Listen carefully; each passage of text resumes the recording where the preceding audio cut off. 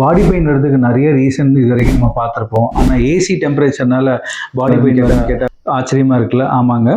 AC temperature நம்ம கரெக்டான டெம்பரேச்சரில் வைக்கல அப்படின்னா கண்டிப்பாக உங்களுக்கு பாடி பெயினும் மசில் பெயினும் வரதுக்கு நிறைய சான்சஸ் இருக்குது. ஏசியோட கரெக்ட் டெம்பரேச்சர் பார்த்தீங்கன்னா 24லேருந்து 26 டிகிரி இந்த நம்பரில் வைக்கும்போது தான் அந்த டெம்பரேச்சர் ரூம் டெம்பரேச்சரை மாதிரி உங்கள் பாடியோட டெம்பரேச்சர், அதாவது பாடி ஹோமியோஸ்டேசிஸ் டெம்பரேச்சர்னு சொல்லுவாங்க, அந்த டெம்பரேச்சரை மெயின்டைன் பண்ணும். இந்த ரெண்டு டெம்பரேச்சர் ஈக்குவலைஸ் ஆகிறதுக்குள்ள அந்த டெம்பரேச்சர் வந்து 24 to 26 இருந்தால் தான் ஈஸியாக பண்ண முடியும். அப்போ என்ன ஆகுனா உங்கள் ரத்த நாணங்கள் வந்து ஃப்ரீயாக இருக்கும், உங்கள் மசிலும் கம்ஃபர்டபுளாக இருக்கும். இதே நீங்கள் ஏசி டெம்பரேச்சர் 18லேருந்து 20 வைக்கும்போது உங்கள் ரூம் டெம்பரேச்சர் வேரி ஆகி அந்த லோ கோல்டு டெம்பரேச்சரை வந்து உங்கள் பாடியோட ஹோமியோஸ்டேசிஸால் மெயின்டைன் பண்ண முடியாது. அப்போ அந்த மாதிரி நேரத்தில் என்ன ஆகுனா உங்கள் மசில்லாம் இறுக ஆரம்பிச்சிடும்.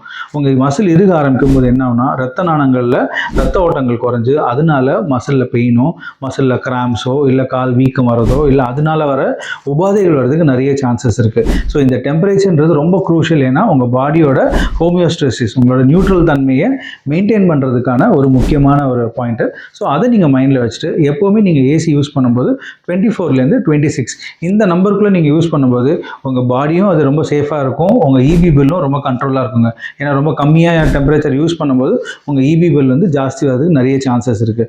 ஸோ அதை மைண்டில் வச்சுட்டு நீங்கள் உங்கள் பாடியோட ஹெல்த்தி ஸ்டேட்டஸ்க்கு ஏசியை யூஸ் பண்ணுங்கள். ஆனால் கரெக்டான டெம்பரேச்சர் வந்து 24 to 26 அந்த நம்பரில் வைக்கும்போது இது ரொம்ப கம்ஃபர்டபுளாக இருக்குங்க. தேங்க்யூ.